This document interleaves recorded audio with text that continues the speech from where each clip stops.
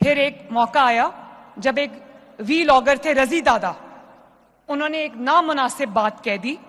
मैं उस बात को एंडोर्स नहीं करती दी, जिसका उनको खुद एहसास हो गया। उनको सेनेट की स्टैंडिंग कमेटी में बुलाया गया तो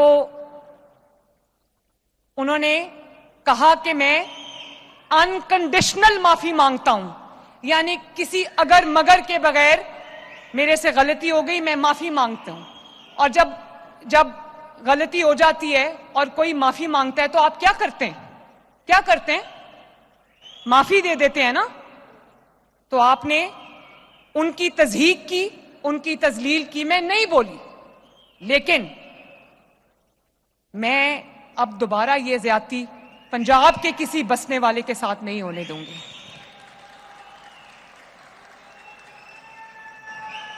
मैं अगर किसी के मुंह से कोई बात निकल जाती है, उसके मुंह से निकल गई, उसने माजरत कर ली, तो यहां पर बात खत्म हो जाती है। माफी मांगो तो अल्लाह ताला भी माफ कर देता है।